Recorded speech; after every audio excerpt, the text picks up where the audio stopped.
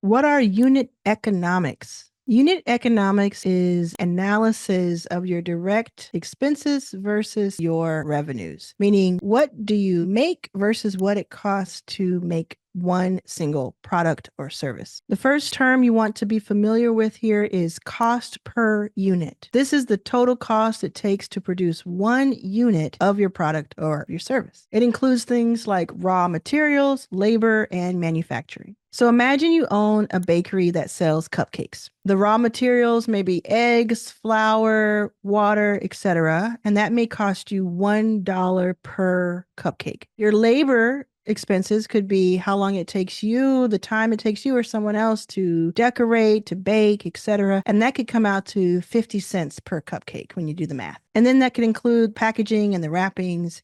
And let's say that comes out to 20 cents per cupcake. So your total cost per unit is $1.70 when you add all of that up, just as an example. The next term you need to be familiar with is revenue per unit. This is the price at which you sell that product or service. So let's say you sell cupcakes for $3 each. And then that next is contribution margin. This is the profit you make when you take how much you sell the cupcake for and subtract how much it costs you to make the cupcake. So in this case, it's $1.30. Unit economics matter because it helps you determine if your company is sustainable. If each unit is profitable, then that means you can scale almost indefinitely and be okay. If not, you probably face losses as you grow, which is not a good thing. And let's say you don't have a physical product, but you have a digital product like a course. What do those unit economics look like? Or you have the content creation of that course. Did you use any kind of materials, any kind of equipment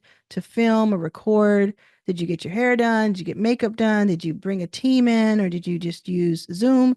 Zoom itself is part of that expense. And where does your content live? Is it on Teachable? Is it on School? Is it on Udemy? That is an expense because you usually pay per month to be on one of these platforms. Then there are the advertising costs, the marketing costs. What did it take to bring in a customer? What did you spend per customer? Then you think about payment processing fees. If you use Stripe, PayPal, etc., they take out a fee. It's usually like 2.9% plus 30 cents or something to that effect. And then there's customer support. How much time do you spend working with customers? Did you hire someone to work with those customers? And if you did, how much do you pay them? And then how much does it cost per customer conversation for that person to work with them? If it's just you, how much of your time is spent with customers? And can you find sort of a number per customer that you pay yourself or that your time is worth that it costs you? That's part of your unit economics. If you think about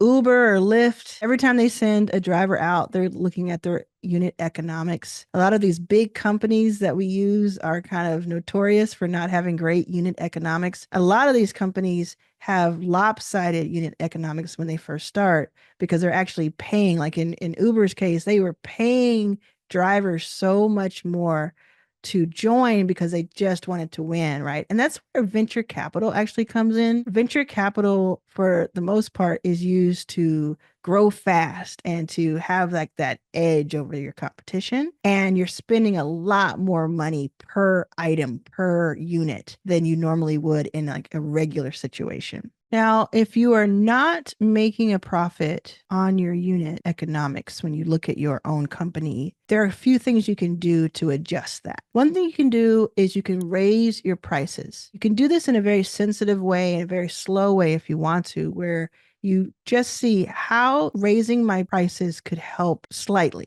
Carefully increase your product or service costs and fees so that you can make a profit and you're not under at the end of the day. So for instance, with the cupcake, if you charge $3.50 instead, your unit economics would be different. You're already making a profit, but they would be even more of a profit there. And if you put that in bulk and really use those numbers, let's say you're selling 30, 50 of those a day, that really starts to add up. You can also upsell or cross-sell if your unit economics aren't doing what you want them to do. So if you think about it, you go to McDonald's, you go somewhere and they say, hey, do you want fries with that? That's upselling. You go to the movie theater and they say, hey, do you want this medium popcorn? Do you want this large popcorn? Well, this large popcorn only costs 25 cents more. That's their upsell. So you can upsell to something that is either slightly or very much so different than the main product that you offer, or add something and bundle it, and you change your unit economics. Another way you can fix your unit economics if they're a problem for you right now is you can lower the cost of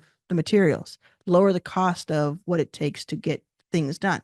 So can you buy more in bulk or a lower price per unit, paying more upfront, but over time you're spending less? Can you negotiate with your suppliers? Can you get on a different tier if you're on some sort of SaaS, like you're using Udemy or you're using Kajabi or Teachable? Can you go to a different tier if your tier is too high right now for what you need? Are there things that you can learn on your own, maybe on YouTube or elsewhere, where you can take away one or two expenses that you have right now until you can afford that later? You can also try to improve your efficiency. So if you can do something faster or get things done faster, you can make more units, and that will strengthen your unit economics. So this phrase is something that you're going to run into when you're having conversations with potential investors. If you ever get to that point, not everybody needs an investor, so you may not get there, but you're definitely going to want to know these things internally. You might be giving a report to other stakeholders like your employees or to partners potentially, or just for yourself to know. Like, the most important thing is for you to know these numbers so that you know them well, because you need to know, is the company doing well? Is it healthy? Is there something I can adjust? Remember, the more data you have, the more decisions you can make. And when you make decisions, you have more ownership in what you do.